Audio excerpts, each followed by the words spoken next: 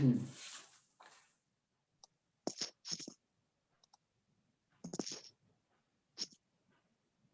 right, it looks like we're good to go. Good evening, everyone. This begins the hearing of the February 18th, 2021 Zoning Board of Appeals hearing. The Zoning Board will hear the cases tonight by the applicants. And at this time, I will turn it over to the chair. Thanks, Matt. Okay. Good evening, everyone. We are meeting tonight under extraordinary circumstances. Our community, along with communities around the country and the world, have been observing social distancing and other health safety measures to slow the progress of the COVID-19 pandemic for several months, pursuant to the State of New York Disaster Emergency Declaration and executive orders, as well as the local emergency orders issued by the mayor of the city of Rochester. We are authorized to hold this hearing virtually, subject to waivers and certain requirements of New York State open meetings law in the Rochester zoning code. In addition, at a prior meeting, we amended the zoning board rules and procedures to allow us to conduct this hearing in a manner that I will now describe. Primarily, these waivers involve the requirements for in-person attendance at this hearing. The emergency orders permit us to hold this hearing by teleconference with no in-person attendance, allow applicant presentations by teleconference, and allow public comments, both in favor of and opposed to the application, to be submitted by email, by hard copy document mailed to the zoning office, or deposited in the secure drop box located in the link entrance or in the permit office of City Hall, or by call-in to the hearing. Written public comments were required to be submitted by 5:00 p.m. yesterday, and requests to schedule call-in comments were required to be submitted by noon today. Although the conduct of this hearing has been altered from some of our normal procedures, many things remain the same. All the normal notifications for this hearing, including mail notice, publication, and posting of notice, were followed. All the normal timeframes for applicant presentations and comments in favor of and opposed to the application remain the same. The normal staff report was prepared and posted on the city's website. And most importantly, this board will hear, review, and make decisions about the applications with the same diligence and using the same standards required by the zoning code. Before I begin, I would like to explain the ground rules of the hearing. When a case is called, the applicant will be allowed 15 minutes to present their case to the board. The applications and full staff reports were all posted on the city website at least a week ago and were available for the public to review. All applicants were advised to ensure that their applications were complete and included all information that they intend to present at this hearing tonight. As the application is being presented, staff will identify and show the pages of the application that the applicant is addressing in the presentation. Following our normal procedure, the board members may ask the applicant questions about the application. After the applicant's presentation is completed, any scheduled call-ins will be heard and staff will read into the record any written comments that were submitted after the staff report was posted on the city website. All public comments will be limited to 10 minutes if submitted by a neighborhood association and 3 minutes for all other comments. And the reading of those comments will be summarized to fit within these timeframes. If multiple submissions repeat the same comments, staff will summarize those comments. Public comments that were received in time to be included in the staff report will not be read into the record. After the call-in comments have been heard and written comments have been read, the applicant will have 5 minutes to provide any rebuttal testimony. At the conclusion of the applicant's rebuttal testimony, the case will be closed. However, if the board determines that substantial new evidence has been presented by the applicant during the hearing, either during original or rebuttal testimony, the case will be adjourned and held over to the board's next announced hearing date in order to give the public the opportunity to review and comment on the new evidence. After completing all of the hearings on the agenda tonight, the board may take a short break, which will be announced. After the break, the board will commence deliberations and voting on all the applications, except any application that has been adjourned to another meeting. Please note that if your case is approved today, a written decision will be mailed to you within 15 business days. The decision will inform you of the next steps to complete the approval process. Before we open the first case, please note that we are all volunteers. I would like each of the board members to confirm their presence for purpose of a roll call and establishing a quorum for this hearing, and to introduce themselves and mention their area of expertise. So we'll start with my friend Jim. Go ahead, Jim. Good evening. My name is Jim Best. I live in the northwest quadrant of the city. I was a telephone engineer for just under 50 years. Thank you. Matt. Matt Bain. I live in the northwest quadrant of the city. I was born and raised in Rochester, and my work is in software development. Lorene. Yeah, I'm Lorene Jennings. I live in the East End, and I'm in marketing and communications. You, Cora. Good evening. I'm Cora Murphy. I'm in the Northeast District, licensed real estate broker. And Holly. Hi, my name is Holly Wheeler. My experience in current employment is in higher education, and I live in the southeast quadrant of the city. Thanks, Holly. And I'm Tyrese Bryant. I live in the southwest section of the city. I have a background in urban planning, and I work in real estate and land use development. Thank you all, and let's get started with case number 2.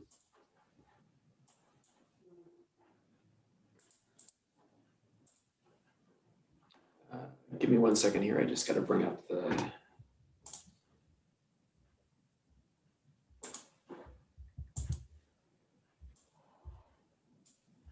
Can you let me know, is the staff report for 96 Marne Street on there? Yep. Okay, perfect. All right, so we'll get started with case number 2, which is file number V-038-2021. It's an area variance request at 96 Marne Street, located in the R1 low density residential district. The applicant is the property owner, Gloria Rivera, and the purpose is to legalize the installation of approximately 40 linear feet of 6-foot tall solid stockade fencing along the Bricker Street frontage of a single family dwelling not meeting the height or opacity requirements. And I believe we have Orlando and Gloria with us here. Hello, can you hear me? Hi, Orlando. Hi, Gloria. Are you both going to speak tonight? It'll just be me today. Okay, let me swear you in. Do you Sure. solemnly affirm that the testimony you are about to give in this hearing is the truth, the whole truth, and nothing but the truth? Yes. Wow, a hand raised too, man. All Hey, 15 minutes. The floor is yours. Go ahead, man. right. Well, thank you for the opportunity to present today. As mentioned, my name is Orlando Ortiz, and I'm the property owner's son. To start, I'll tell you a little bit about Gloria. She's an older single woman and lives in the property she purchased 3 years ago. She enjoys the property and has done a lot of work to it since purchasing it. She thoroughly enjoys being outdoor in her backyard. And finally, my favorite, she enjoys having her grandchildren over at the house. And I'll start also by telling you a little bit of background on kind of what brought us here today. Summer 2020, she expressed some concerns to our family regarding the property. These concerns included the fact that she has no privacy in her backyard, and because her backyard is a side street, and quite often neighbors walk by, cars drive by, and she kind of has a fish tank feeling when it comes to her enjoying her backyard, as well as just overall increased concern over crime happening nearby. In addition, with the previous 4-foot chain link fence, she constantly looked over her shoulder with grandkids over at the house, playing outside, and just kind of the concern for their well-being, just being outside in such a short fence. Just her overall fear of something bad happening to the kids often prevented her from inviting them over to the house. And on several occasions, she also witnessed neighbors cutting through her driveway on Bricker Street to kind of speak to next door neighbors on Marne, and just kind of hanging out on her fence line, which is technically her backyard. This led to her installing security cameras on her property. And once those cameras were on, she actually did confront some neighbors and asking them, not to cut through her yard. She also, indicated increased noise due to traffic coming by in the neighborhood. And finally, as a result of the COVID restrictions, she kind of felt trapped inside her house, given that fish tank feeling that she had enjoying her yard. Taking all these into account and considering her age, her security, and just the overall relationship with the kids due to concerns of being outside, we decided it was in the best interest to have her replace the chain link fence with the stockade. As the neighborly thing to do, she spoke with the adjacent neighbors to ensure that they were okay with her plan, which at the time they didn't express any objections. Since the rear of the house had already had the stockade fence, nearby houses with the same property layout, corner houses have the stockade fences as well. And there was already that existing fence in the back of the house, as you see in the picture there. You know, there was already a fence in that, you know, with the 4-foot fence. So she wasn't aware that there was a formal process to follow, quite honestly, and that she technically had 2 front yards. And for that, I know she sincerely apologizes, and kind of why we're here as well. A month or so after the install, she did receive a citation from the city, to which she quickly responded. Gloria went to City Hall to apply for a permit, a friend's permit, which at the time it was granted to her. And at this point, she thought, you know, everything was good because she had gotten the approval. And then a few days later, she received information from the city indicating that they had made a mistake and shouldn't have approved her permit. So as you can imagine, she was a bit confused with the different directions given. At that time, the permit office kind of gave us several options and, you know, kind of what brought us here. Through the application process, you'll see some additional letters of support from nearby neighbors, to which she submitted, and they graciously agreed to do that. As for the fence itself, she did install the fence no more than 6 feet per code, and she installed it about a foot back from the sidewalk to prevent any tripping hazards from walking by or walkers walking by, and to take into account the sidewalk plowing that often occurs in the wintertime. Since the fence installation, Gloria's attitude and just overall mental well-being has improved drastically. As an older woman and living and single woman, that is something that has been a huge relief on our family. She truly, you know, enjoys her she truly enjoyed her backyard for the first time this fall and no longer wishes to move to a different location. You know, overall, her anxiety has lessened and is now able to use her yard in peace and quiet without any intrusion of others. And then, you know, the ability of neighbors speaking over at her enjoying the yard has reduced drastically and no longer kind of has that fish tank mentality that she had before. She has a renewed sense of wanting her grandchildren over the house more often, as now they can enjoy her backyard without her worrying, you know, for their safety. And of course, this has improved drastically their relationship with the grandchildren, as they're no longer wondering why grandma doesn't want them over their house as much. If approved by this board, our plans are to paint the fence this coming season and continue to maintain the landscape in and around the stockade fence, as she's always done during her 3 years living there. That's all I have to kind of say about it. Thank you for your time and consideration of this proposal. And at this time, I'll take any questions you might have. Thanks, Orlando. Before we do that, I just need to say one thing.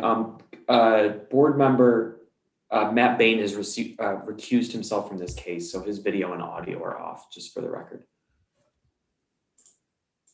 Okay, thank you. Jim, why don't you go ahead? Okay, of course, I did look at the property and took a look at the fence, and whoever installed the fence did a very good job. So I don't know if that was you or a contractor, but yeah, it was a contractor. Okay. When was this work done again? What month? It was in the September, October timeframe. I can't recall exactly the dates.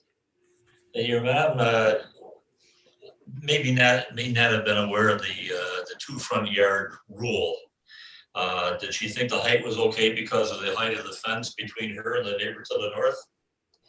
Yeah, she she didn't realize that it was a 2 front yard on a corner lot. Now we know that.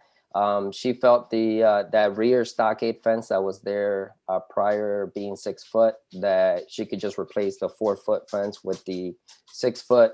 She understands she couldn't go all the way to the front of the house towards Marne. So that's why she just kind of continued the same height that the north side of the fence is currently. Thank you. Thanks, Jim. Lorraine, go ahead.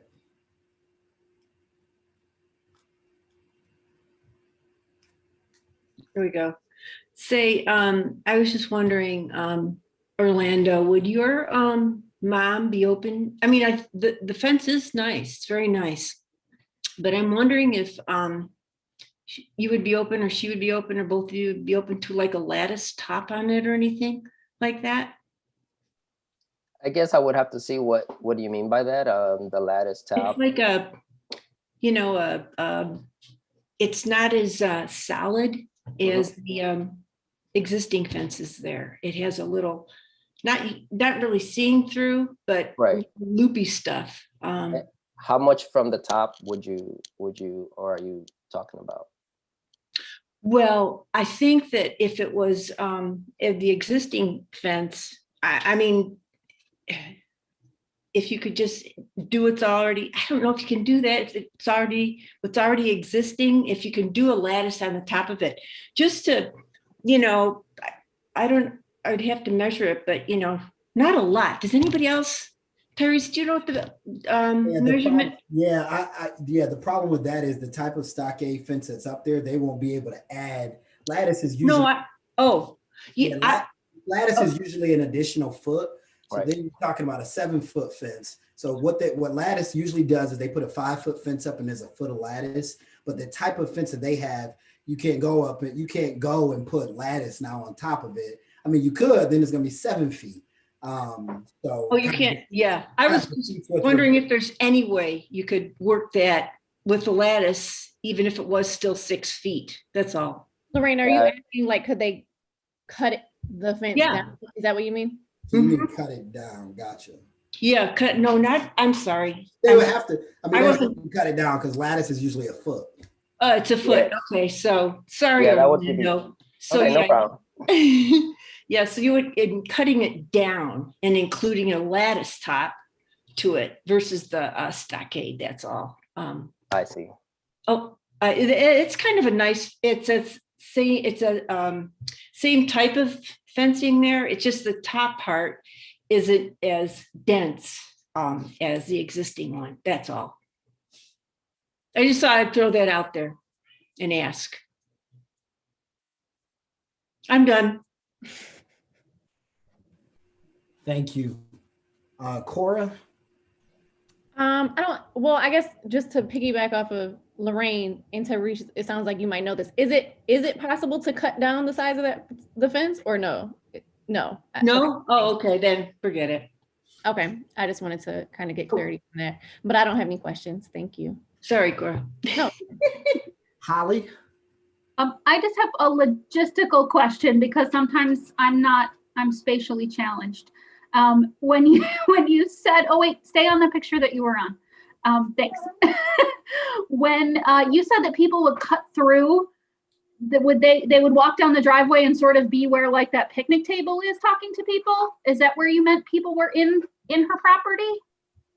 No, so where you see the car in the top picture there, kind of the end of the car, so that's a driveway and it almost ends at the Marne side of the neighbor side. Okay. So kind of where the second picture is, I'm standing almost at that property line and at the end of the driveway. So it goes almost like fully behind the house? Exactly, yeah. Okay. So neighbors would just kind of walk all the way to the end of the driveway to talk on the other side. Okay, I was having trouble with the snow trying to figure that out when I drove up. So thank you for that. You're welcome. That's my only You all question. set, Holly? Yeah. Okay, I just need some clarification because I'm just a bit confused. So Matt, can you go back to the site plan? Because in looking through the standards and what you just articulated, I want to make sure that I'm understanding what was the purpose. Obviously, you had a contractor who should have got a permit for this job who did not get a permit before installing it, and shame on the contractor for that. Additionally, so there was a 4-foot chain link fence. Was it in that same location which the new fence is in? Yeah, so on the east side of the fence there where the green area, yep, that fence was existing right there as a 4-foot, and it continued on to Marne Street and across the front of Marne Street, which is still there, the front and the corner. If you go to another picture, you'll see the corner, how it was. Okay. Um, Yeah. Okay. So that's where I thought okay. Yeah, you see that one right there? So that's So you decided to put a 6-foot fence up, basically just for privacy reasons. I mean, because the only reason. okay, yeah, that's the okay, and so I just so the privacy reason is a reason why, because I'm just trying to look at these standards and see how this benefits how really this benefits the applicant, and also, I mean, benefits essential character is a struggle for me, that what you're presenting, and the physical and environmental conditions of the application. I mean, it's just a struggle. I'm not saying the fence doesn't look, it looks good, but I'm just not there in terms of what you've presented in the written statement of difficulty and what you've articulated tonight. You kind of fell on multiple standards here, so that's where I'm just struggling with, and I see the neighborhood support, but that's where I just needed some clarification on, and I guess that's the clarification, that it was just basically installed for privacy reasons for the applicant. Right. And so it's not really a question. So that's all that I have. Is there any additional comments, public comments, Matt? Yes, we do. Bear with me and I will pull it up. Sorry for not looking at you. I got two screens. I was looking at the other one. So. No, you're fine. I'm balancing two as well, so it's going to take me a second here. Okay. So you should see on your screen a letter dated February 15th, 2021. This letter was provided to the zoning board members as well as the applicant, so I will summarize it. Letter is undated, it's does not have a name listed, nor is there an address. The applicant states they are against the installed fence at 96 Marne Street and request it be removed. It goes on to state because of the current city code that it doesn't meet the requirements, and then goes on to describe a few other issues that the anonymous writer has with the fence. And that is the only other piece of comment that came in after the publication of the staff report, but I do believe there is one person in attendance to speak for the case. Okay.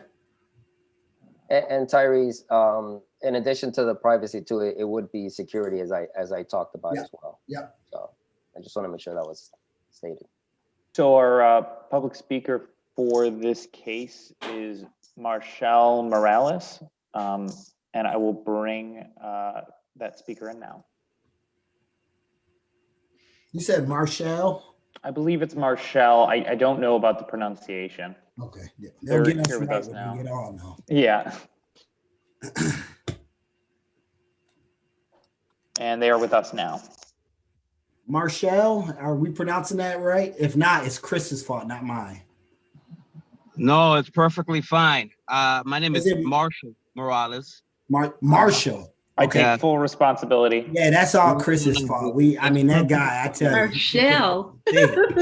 But Yeah. let me swear you in and you can get started. Do you solemnly affirm that the testimony you are about to give in this hearing is the truth, the whole truth, and nothing but the truth? Yes, Can you also state your address for the record?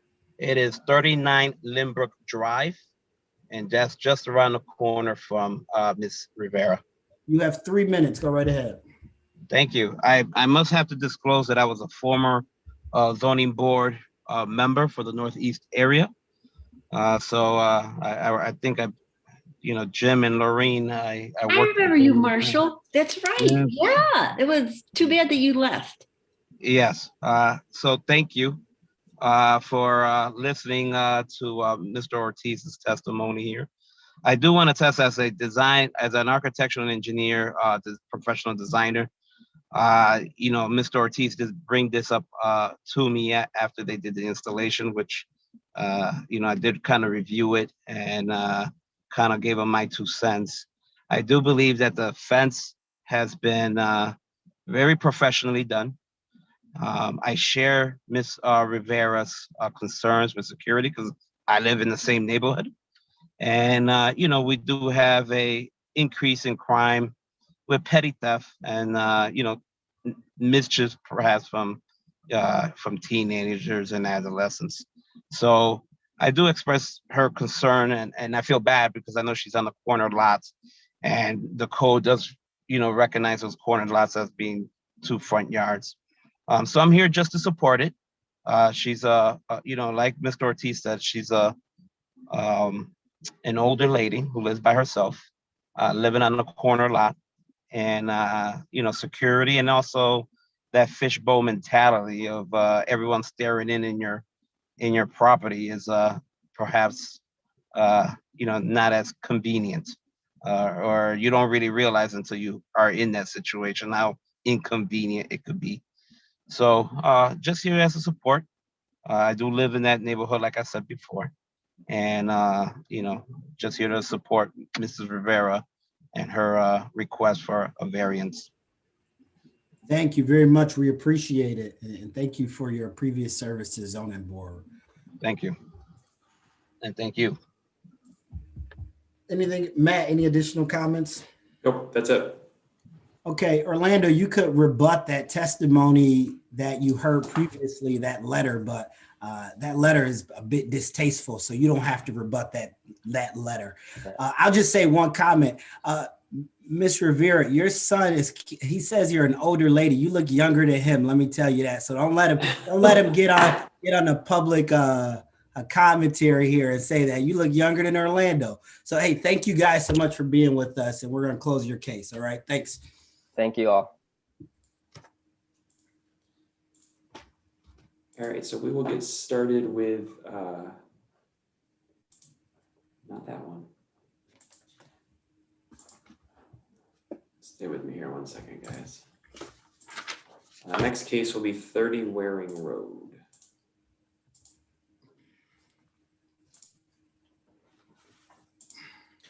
All right, so this is file number V39-2021. It's case number 3 on the agenda. 30 Waring Road is the address. R1 Low Density Residential District is the zoning district. The applicant is the property owner, Ronald Gibson. And the purpose is to legalize the existing driveway accessed from Waring Road in conjunction with the Waring Road Street Reconstruction Project, not meeting certain parking requirements. And with us tonight, I believe we have both Ronald and Marva Gibson. Hi, how are you? Ronald? Hold on 1 second. We just got to unmute them. Okay. Okay, can you hear me? Yes, I can hear you. Okay, this is Ronald and Marva Gibson. We are the owners of 30 Waring Road. Great. Let me swear you guys in and let you get started. So do you solemnly affirm that the testimony you're about to give in this hearing is the truth, the whole truth, and nothing but the truth? We do. We do. 15 minutes. The floor is yours. Okay. We are city residents, obviously. We've been, we're both retired. I was a IT professional for 36 years. My wife was a business owner, and she also was administrator of a childcare center. So we've been city residents for 25 years. We were over on the southwest side on Aldine Street. And for the last 16 years, we've been the owners of 30 Waring Road. We love the neighborhood, and we were initially excited when we heard about the Waring Road improvement project, but we became disconcerted when we received the notice that our driveway is illegal. So we would like to just present our information. You should have it all, but I'm going to let my wife Marva go ahead and just give you a little bit of background. Good evening. I would like to say. Can you just get in the camera? Okay. I would like to say that when we purchased our home, it was for the reason to have my mother, who was 85 years at that time, to come and live with us so that we could care for her.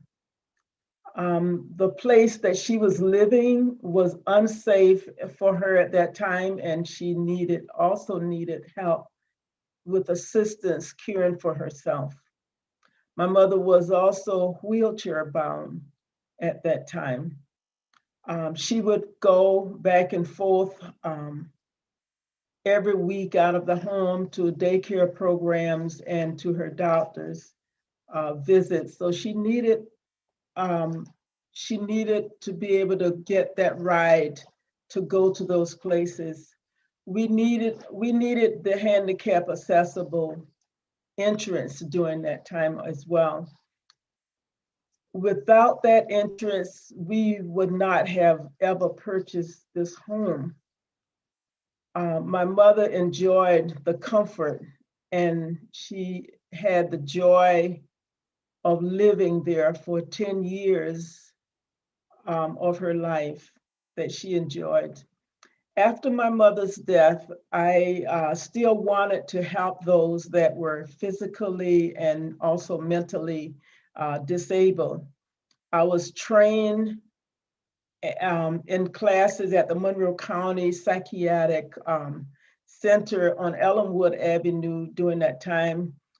I learned how to work with their patients and people who had those physical disabilities.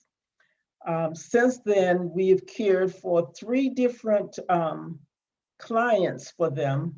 And also we gave them a loving and a safe environment that they could live in. In caring for them, they also needed the van to be able to come and pick them up and drop them back off at home every day. I now have a young lady who is going through mental and physical challenges, and she also needs the private entrance that she could go in and out. My comment to you, I would like for you to consider and ask for your help for us to keep that driveway, which makes it handy and accessible for disability people in our community that I would care for. Okay, I'd like to direct your attention to several of the photographs that we submitted. There's one that's labeled, that one there. I don't know if you can turn it on its side. If not, okay, that one there is the, okay, go back to the, I'm sorry. No, I'm just going to try to rotate it. Bear with me 1 second. Okay, sure. So we're not all tipping our heads to the side getting. Okay. All right, there we go. There is the property, there are 2 driveways. It is a large property. It's almost an acre, which is unusual for the city of Rochester. I believe it was two lots that at one time were combined. This photograph that you're looking at here is the driveway that comes in from the Culver Road side of the house. If you can go back to the Waring Road side.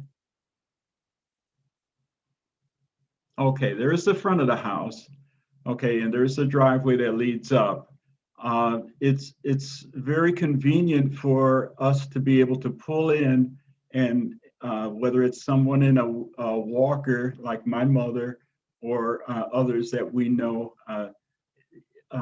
they're able to get into that side there. There's also a front shot of that landing there that I don't know if you can find that, Matt. Yes, there should be a separate photo that shows you. Bear with me here. I'm trying to. Okay. I don't see it. It looks like it's just this one. You're talking about this landing to the doorway here? Yeah, it's included in your handout. We have it in our application. It's in the last page. So we know, so Mr. Gibson, we know it's on the back of our application. So the board members have it. The public just. Okay, very good. Oh. So there it is. That's the only handicap accessible entry to the house.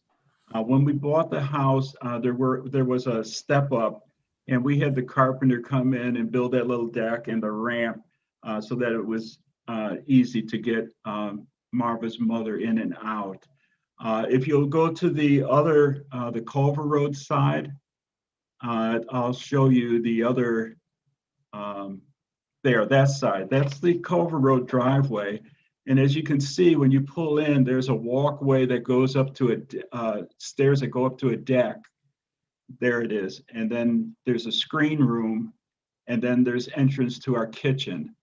So there's no way to get a wheelchair in that way unless we built a, some type of a ramp or a lift. And then if you go further down that driveway, you'll see the garage entrance. You see the white door to the garage. That's the only other entrance on that side. It goes to the lower level of the house. This is 2 levels. You won't see it from the front of the house, but from this side, you can see it's 2 levels. So the garage goes to the lower level, and there's an entry door that goes through our laundry room and up a hallway and into our lower den, I guess you would say. And there's a stairway that goes from the den up to the kitchen. So there's no way that's accessible either. So our desire is that you would permit a curb cut and permit the driveway in the front. It won't detract from the neighborhood in any way. There's no safety issues. There's no detriment for safety or the health. We love our community. We love our neighborhood. This driveway has been in existence probably, I can't guess, but I would imagine it's been there probably for at least 20 years or better. We've lived here for 16 years. And like Marva said, the driveway was here when we came, and that was one of the features that caused us to select this residence to purchase. All the other residents that we found for in-law apartments, they had the apartment in the basement, where somebody had converted a basement. And we just didn't feel right about her mother living in the basement beneath us. So when we saw this house, we were able to come in the front door, and there's a foyer, and then to the left is the in-law apartment, and to the right is our living area. It's all on one level, and it's very convenient to get somebody in and out easily. I'll entertain any questions or clear up anything that you might want to know, but it really would mean a lot to us if we were able to keep that driveway. And I don't see where it would be any detriment to the Waring Road improvement project. Thank you so much, Mr. and Mrs. Gibson. Jim, go right ahead. Well, first off, thanks a lot for helping out people over the years. And second, you have so much frontage on both roads that if you weren't helping anybody out and you came and you wanted to keep that curb cut open because of the highway improvement job, I'd be inclined to grant it anyway. I'd hate to see somebody go through the expense of a driveway that's been there for 16 or 20 or 30 years, whatever the case may be. Because if you put a curb cut in there, then you'd have to dig up that driveway. It wouldn't go anywhere. So I think you know how I feel. And thank you for your presentation. Thank you, sir. Thanks, Jim. Matt. Matt, I believe, no, Matt's on. Is he on mute? Yep, I'm on. How you doing, Miss Gibson? I remember you from Caring and Sharing years ago.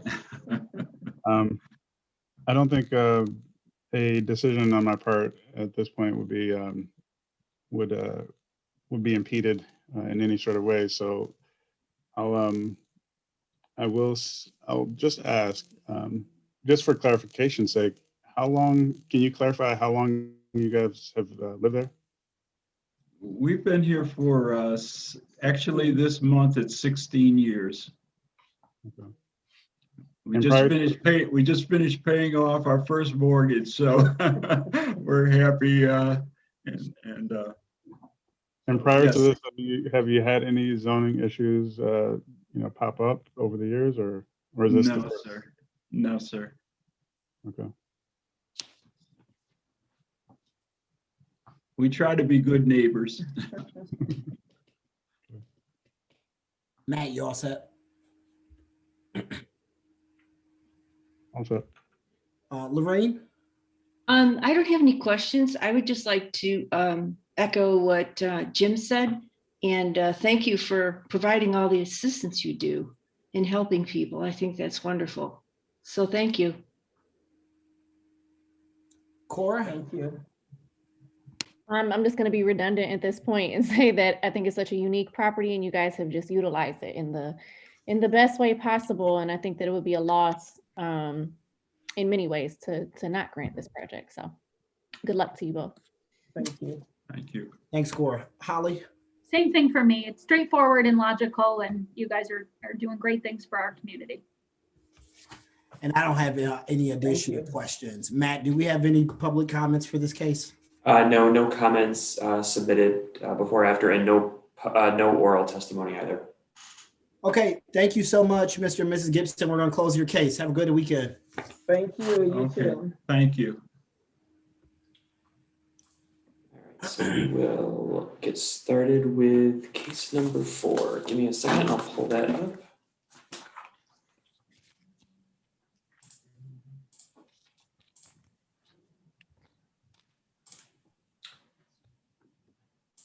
All right, so case number 4 is file V-40-2021. The applicant is the property owner, David Drew. The address is 45 Pearson Street. It is an area variance located in the R1 low density residential district. And the purpose is to demolish an existing detached garage and construct a new 900 square foot detached garage in the side yard of a single family dwelling, exceeding the maximum number of permitted parking spaces for a single family and not meeting certain detached accessory structure or bulk requirements. And we have David, the property owner, with us. Hey, David, how are you?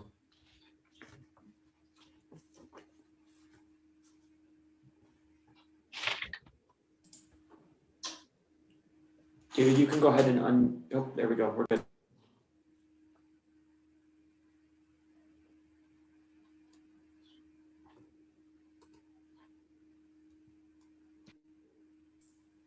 He was on mute and then he was unmuted. Hold on. Are you there? Yeah, we're here. Are you here? How are you tonight? Well, I'm good, sir. How are you? I'm doing well. Let me swear you in and let you get started. Do you solemnly affirm that the testimony you are about to give in this hearing is the truth, the whole truth, and nothing but the truth? Yes. 15 minutes. Go right ahead. My name is David Drew. I'm the owner of 45 Pearson Street. I am the 3rd generation owning this property. Just over a year ago, we started the renovation, complete renovation of this house. And we have a small garage that's unattached to it, and that we put up about 7 years ago as a temporary garage for my mother when she was living here. So, and the whole idea was that was just going to be a temporary garage until we did the renovations down the road, and we wanted to put the new garage up. The garage that we did take down about 7 years ago was a little bit bigger than what the garage is there now. And also it was closer to the front of the house. And that's one of the things I'm trying to do. I want to put it to where you walk out the door like it used to be, out the side door of the porch, and walk right into, and then down the stairs, and then you should be able to walk right into the garage. So, and the reason why I want to have it keep it forward, for one, is I have trees in the backyard that I do not want to remove. So I want to keep that up front. The other thing that we're facing is the size of the garage and having the loft in there. So having the loft is one of the reasons that we need the loft is there's no storage in this house. This is an old farmhouse from 1830. It's a very shallow basement and it's all stone. So storage down there, it's just not going to happen. The other thing is this is a balloon frame, 2x4 ceilings, rafters. So you can't go up in the attic. There's no storage there as well. So what we'd like to do is we're making the loft in the garage so we have some cold storage. And that's what we're looking to do. And that's pretty much about it. Hey, thanks, David. No, short testimonies. I like short testimonies. Yeah. Let's go right and ask Jim. Why don't you start us off with questions? Yeah, Mr. Drew, what kind of business are you in? I am a demolition contractor. My family started in Benvenuto Wrecking back in the late 40s, and I am the second generation in demolition. Did you say Benvenuto? Yes. Yeah, I've heard of that. How many vehicles are you storing on site right now? There's two, mine and my son's. Anything very large or just normal trucks? We both actually own trucks. Okay. Thank you. Sure. Thanks, Jim. Who's next? Matt, go right ahead. So the loft area, is it explicitly for storage or is it for a different any other purpose? Just for storage. Okay, and is the loft area heated by chance? To be heated? Pardon? Is the loft area going to be heated by anything? No. Okay. I have no questions beyond that. Hey, thanks, Matt. Appreciate it. Lorraine? Yes, I just have one. So let's see. David, is the current residence, is it occupied? So are you living there now? Yes, ma'am. Okay, so you and your son. Yes. Oh, okay. All right, great. I just wanted to double check on that. Thank you. Yeah, you're welcome. Thank you. Cora? I don't have any questions. Thank you. Holly? I'm all set. Thank you. And I don't have any questions. You guys did a great job, though, with the remodel of the home. I just wanted to let you know it looks fantastic. Thank you. I appreciate it. A lot of hard work. It looks like it, and a lot of money, it looks like. We won't talk about that part. Well, hopefully the architect of this garage gave you a break. Matt, any additional comment? No comments on this, and no public oral testimony either. Okay, David, thanks so much. We're going to close your case. Have a good weekend. Thanks, you too. Take care. All right, and we will get started with the last case, which is case number 5.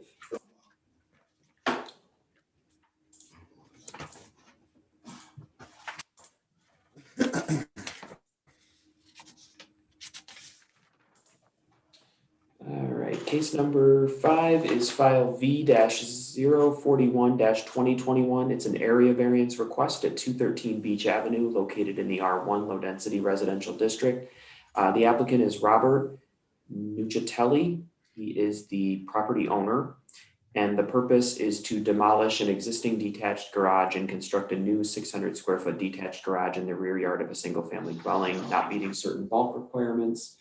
And we have Bob here with us. How are we doing tonight? Good. How are you doing, Bob? Doing good. I'll try and keep it brief like the last guy for you. Oh, you don't have to. That's fine. Let me swear you in. Do you solemnly affirm that the testimony you're about to give in this hearing is the truth, the whole truth, and nothing but the truth? I do. Okay, 15 minutes. Go ahead. Okay.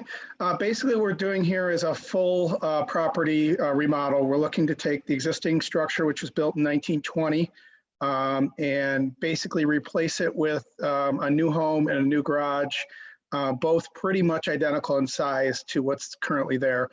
I just sold my main property that I've lived in for 18 years on December 3rd.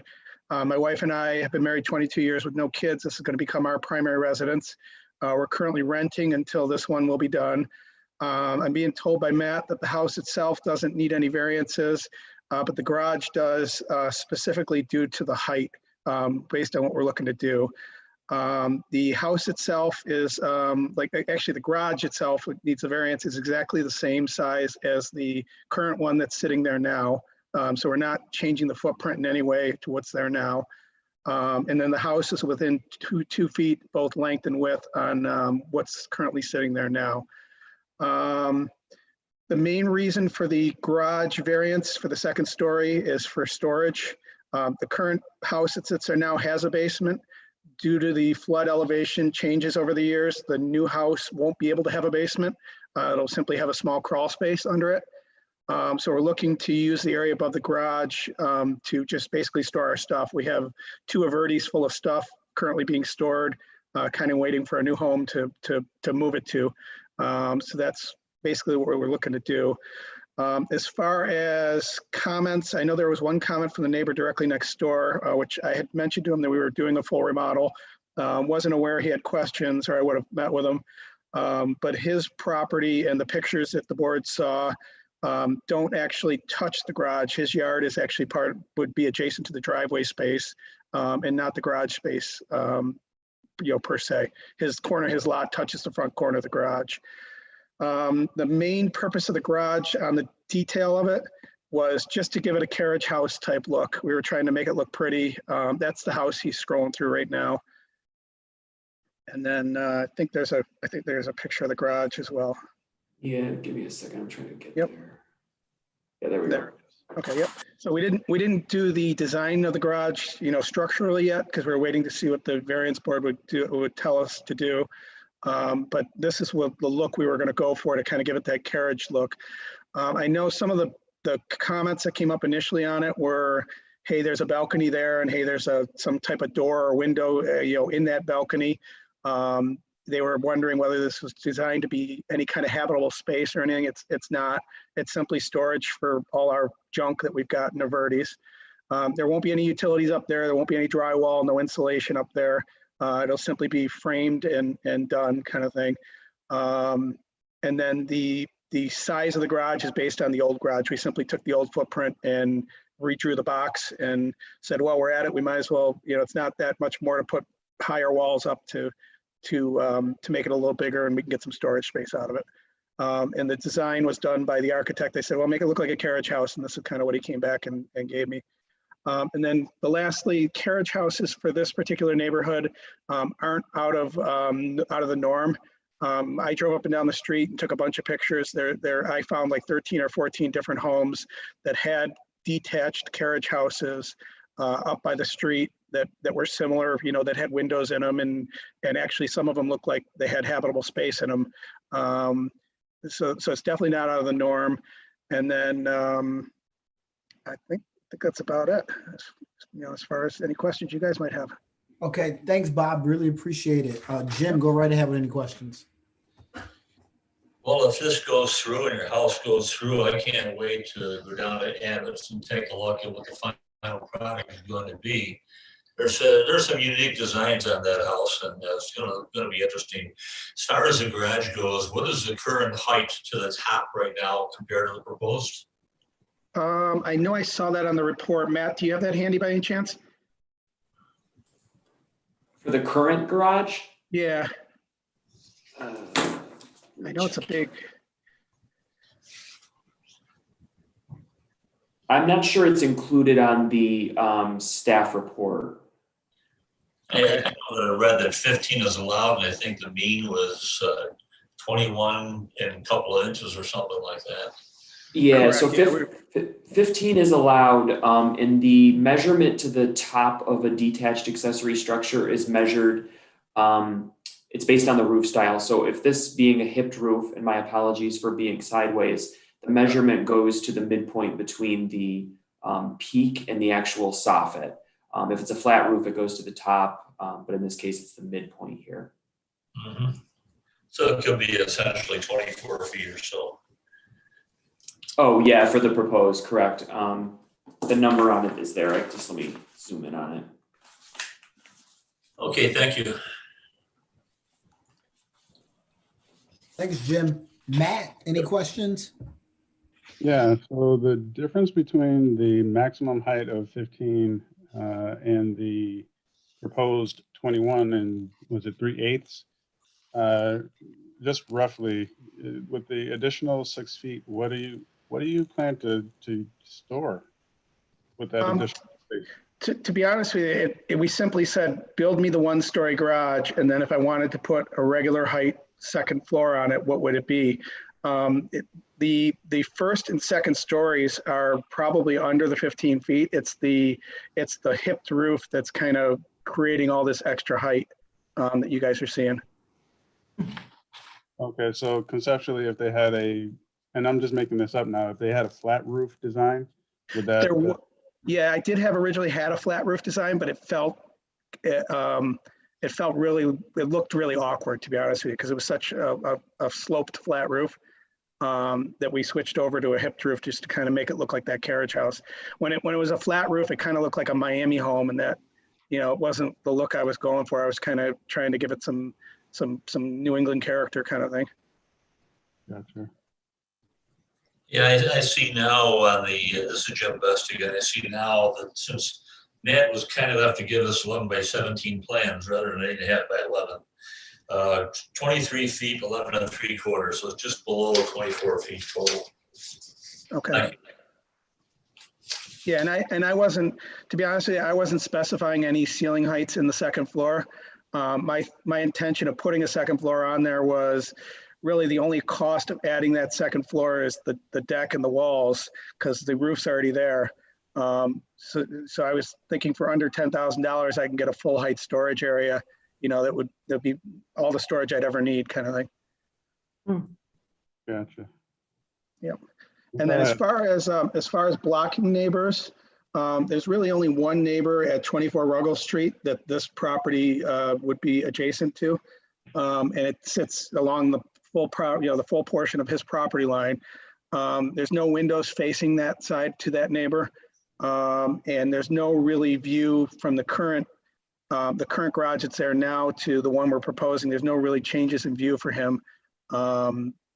There's 2 or 3 windows on the back of his house, kind of thing. Yeah, gotcha. I don't have any other questions. Thanks, Matt. Lorraine? Yes, I have one. So the hip roof, is there an advantage to the hip roof, or is it just in balance to the design of a carriage house? Yeah, I was worried if we went with just a traditional roof that it would add more frontage to the garage and make the garage front look like really massive.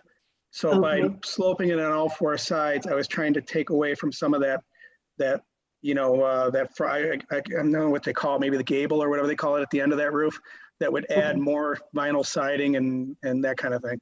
So it was really a design choice to go with that style. Okay, all right. Well, thank you. Yep. Thank you. Cora, go right ahead. I don't have any questions. And Holly? I have no questions. Thanks.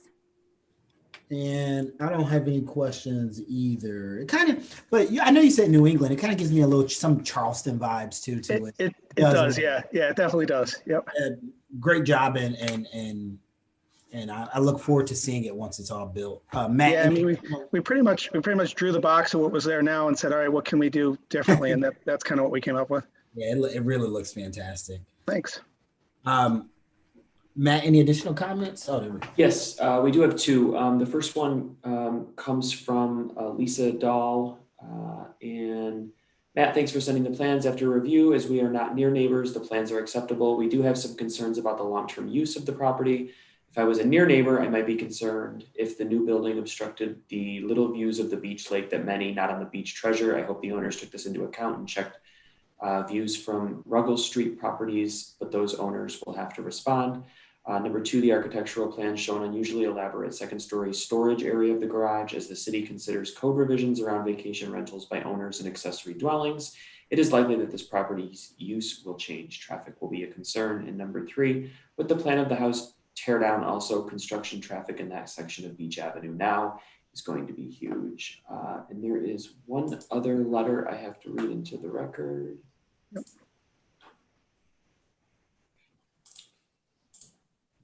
And this one comes from Edward Simonelli, residing at 217 Beach Avenue.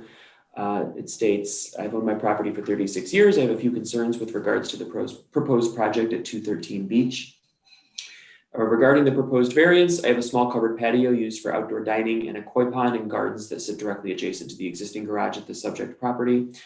It says see photos. I'll bring the photos up following this. As it is now, the existing garage looms over the corner of my gardens as it is, and the increase in height and bulk will overwhelm that area of my yard, which has been unchanged for 100 years, severely impacting the design and nature of my outdoor area. I understand the owner's desire for more storage, but I imagine there are alternatives that would not have this negative impact on my property. This hearing snuck up on me as I've had no communication from the owner of 213 Beach in regards to a project, to say the least, will be quite disruptive all summer. It is my understanding that part of the project calls for demolishing the existing house and replacing it with a larger structure, which raises a few concerns. First, from an environmental standpoint, my house will literally sit 24 inches from the existing driveway for 213. The driveway is narrow enough that my house has been hit by vehicles and my side yard has been driven over more than once. I can't imagine how demolishing the house will not cause major environmental issues due to the close proximity of the two homes. Lead contamination being one. Anything built prior to the 1970s is deemed to contain lead, as well as potential hazards on the old siding underneath vinyl siding, as well as the potential of asbestos being on site due to the age of the house. I am concerned that the demolition phase is monitored closely and any abatement issues and or protection of my property from dust and debris is performed with due diligence in accordance with all guidelines. Another concern is that for a number of years, this property has been used almost exclusively for short-term rentals, operating like an Airbnb. And although it is the owner's stated intent to reside in the property, I see nothing to prevent them reverting to this use down the road. So any increase in square footage in the garage or the house would potentially increase capacity, which will dramatically affect my property. My bedroom is ground level, as I stated, 2 feet from the driveway, and where there are a half dozen cars in and out of all hours, it can be trying. Lastly, 213, my home, and one other sit on a peninsula of sorts. Mine is the oldest, built in 1896.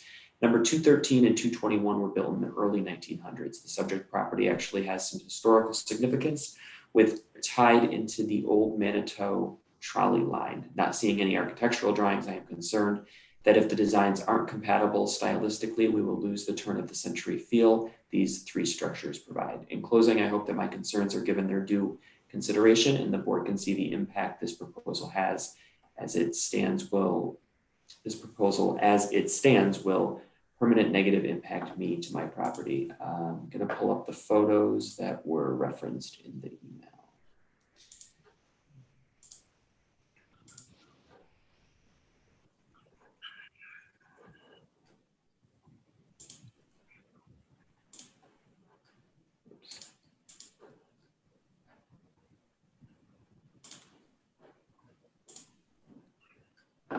Trying my Zoom capabilities here tonight. All right, hoping you can see the first photo.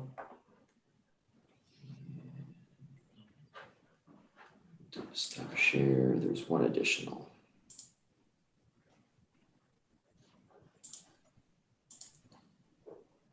And those photos were submitted, both the applicant and the board members have received those comments, and that concludes all of the additional comments.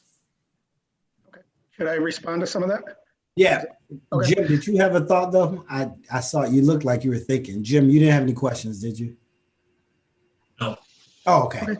All right. I think you're okay. You were frozen, and that's why I was like, okay, go right ahead, Bob. You got 5 minutes. Perfect. Okay. Couple things. The driveway concern is definitely will be fixed. The current house has a 6.5-foot Bilco door hanging off the side of it, which forces that driveway to swing way out and around. The new design with the identical footprint of the old house is eliminating that Bilco door, which gives us 6.5 feet to slide the driveway back closer to the house. So there should actually be more room when we're done here with the driveway situation than what's currently there now. As far as increasing the size or footprint, there was some comments about it being an Airbnb. It definitely was used as a short-term rental slash long-term rental. Typically in the summertime, it was short-term. In the wintertime, it was a long-term rental.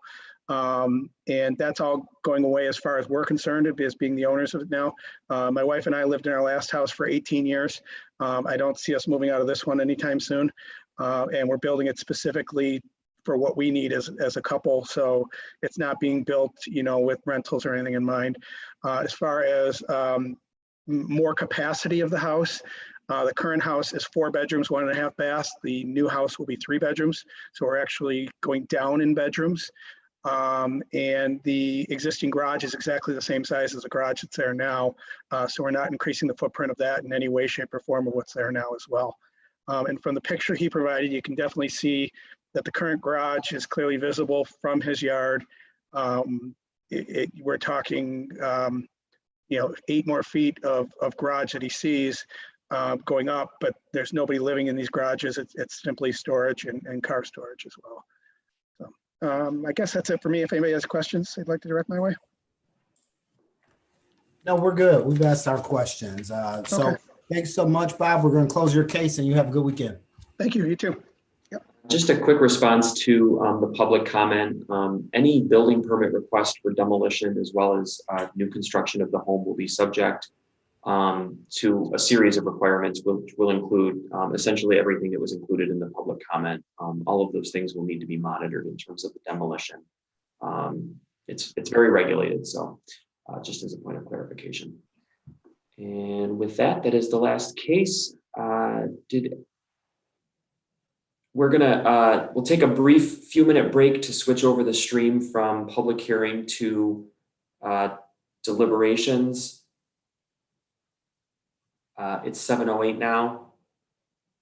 Do we want to say be back at 7:15, make it an even time? Or just keep going? Yeah, can we keep going? Yeah, we'll do it right. We'll do it right now. Just give us like 30 seconds to stop the YouTube stream and put it on deliberation.